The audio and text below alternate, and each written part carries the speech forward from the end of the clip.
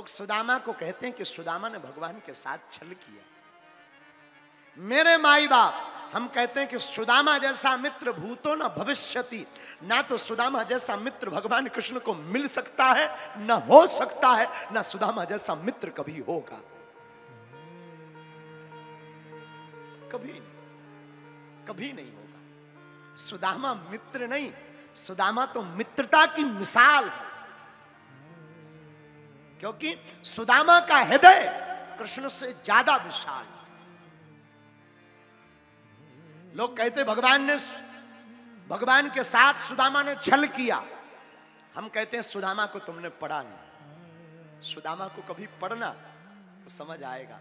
सुदामा ने एक भी बार भगवान के साथ छल नहीं किया।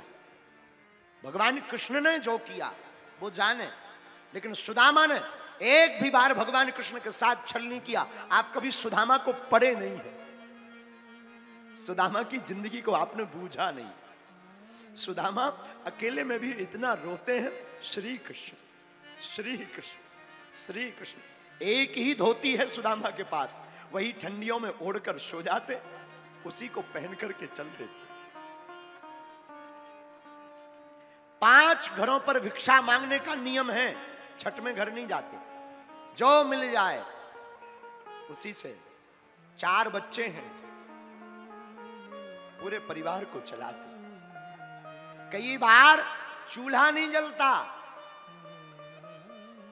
महाराज बच्चे मोटे होने की बजाय सूख करके हड्डी बस बची है। आंखों से आंसू बहते हैं। सुदामा के पुत्रों के आंखों से आंसू निरंतर बहते रहते हैं। बार बार एक ही बात कहते रहते हैं, पिताजी भूख लगी है, पेट भी नहीं भर पाता है। सुदामा के जीवन में अभाव बहुत रहा, लेकिन सुदामा का जीवन भगवान के प्रभाव से, भगवान की भक्ति से प्रभाव से कभी कम नहीं रहा।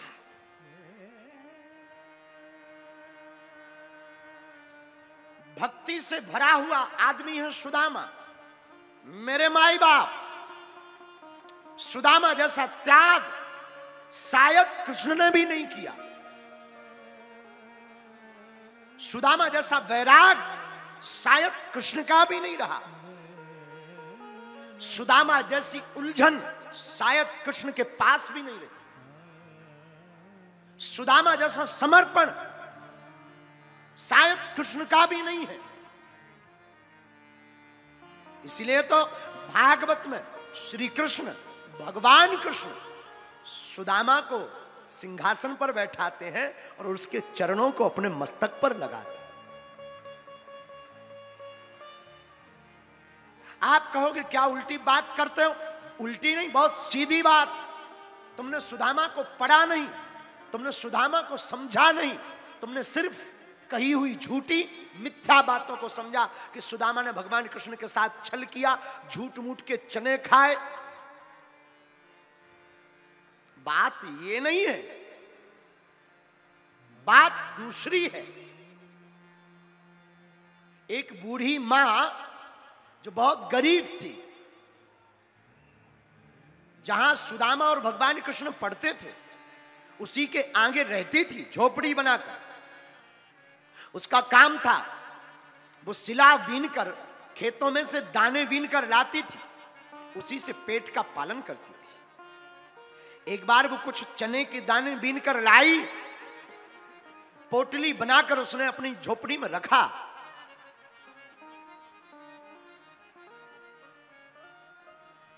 और काम में व्यस्त हो गई। एक चोर उसकी झोपड़ी में आया। उसने संपत्ति के कारण चोरी करनी चाहिए, चोरी में तो कुछ मिला नहीं, लेकिन वो चनों की पोटली हाथ लग गई जो बहुत छोटी थी। चोर ने सोचा शायद इसमें कुछ होगा। वो चोर चने की पोटली को लेकर भागा, कोई पकड़ ना ले, इस भाव से भागा। और भागकर दौड़ा जा रहा था।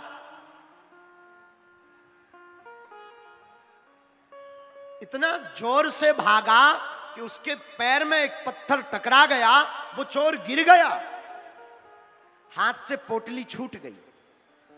और चने को देखा तो चोर ने मन में विचार किया, इसमें संपत्ति तो कुछ है नहीं, चने हैं, पकड़े जाएंगे, पिटाई लगेगी। चोर चने की पोटली छोड़कर भाग गया।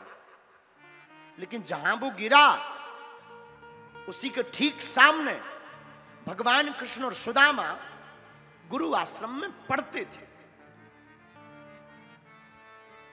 गुरु माता ने उस चने की पोटली को बीन कर रख लिया।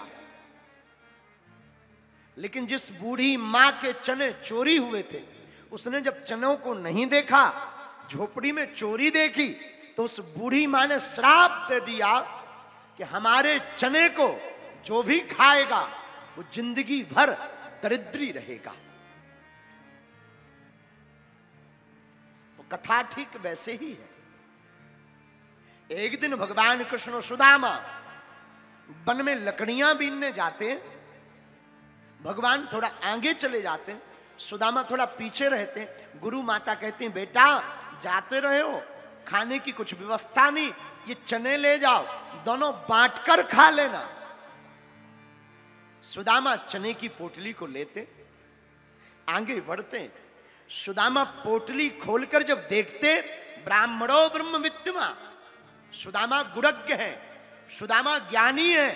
सुदामा ने जब चनों को गौर से देखा तो चनों में देखा कि इनमें तो श्राप लगा है, जो चने खाएगा वो दरिद्री हो जाएगा।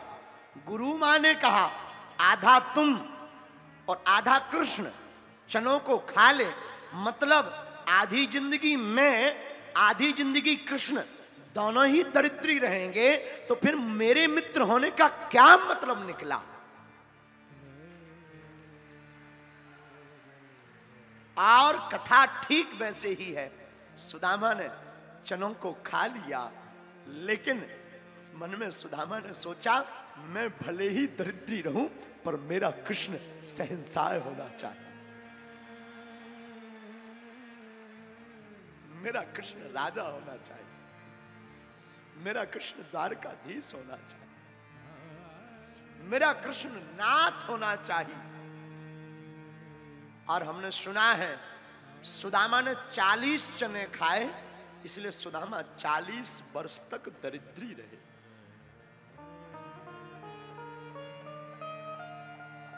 मेरे माई बाप, इसलिए हम कहते हैं सुदामा जैसा मित्र न भगवान कृष्ण को मिला है, न भूतो न भविष्यति, न कभी मिल सकता है। ये सुदामा का त्याग है, ये सुदामा का समर्पण है, ये सुदामा का वैराग्य है, ये सुदामा की मित्रता की पराकाष्ठा है, ये सुदामा का धैर्य है, ये सुदामा का ब्राह्मणत्व है, ये सुदामा का ज्ञान है, यह सुदामा का अपने मित्र के प्रति वफादारी है, ये सुदामा की भगवान कृष्ण के प्रति अपना सरेंडर होना है। आज भी सुदामा श्री कृष्ण आंखों से आंसू बहाते रोते रहते।